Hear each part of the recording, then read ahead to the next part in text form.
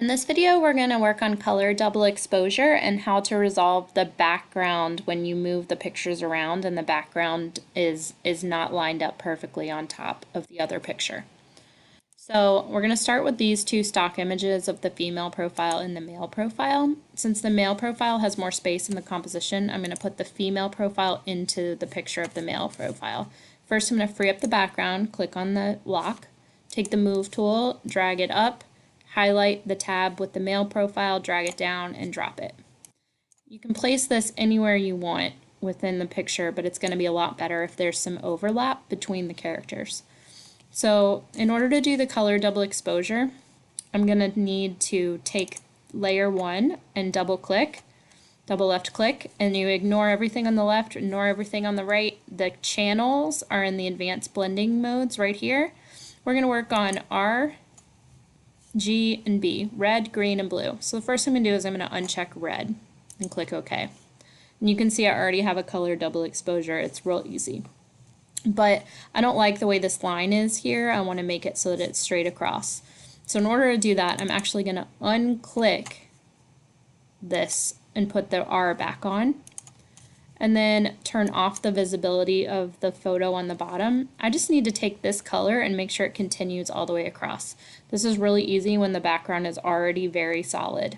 So I'm going to take my eyedropper tool and I'm going to select that color.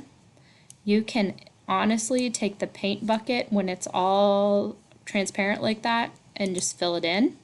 And you see that there is a line that shows up. So now I'm going to take my paintbrush and I'm going to make my opacity a little lower. I'm going to make my brush edge really soft edged, hardness all the way down.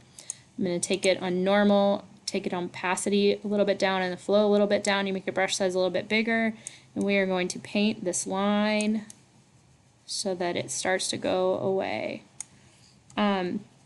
Since we're doing double exposure, we just need this to be enough to be convincing, but you can zoom in and out and see if it makes sense.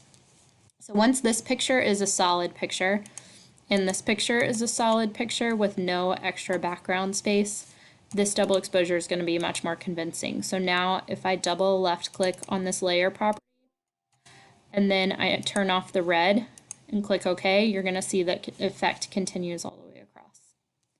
So you don't have to just turn off the red and the blue. You could actually do any number of things. I can knock out shallow, I can knock out deep, I can blend interior effects, I can do layer masks. So like there's a whole lot of advanced properties that you can do. So for right now, you can play with your color combinations. If you uncheck green, you get this really cool green and purple, yellow and purple thing. If you uncheck green and blue, you get a stronger red, blue highlight. But you have to have one of these checked, otherwise there will be no color double exposure. So that's how you begin for your color double exposure. Good luck.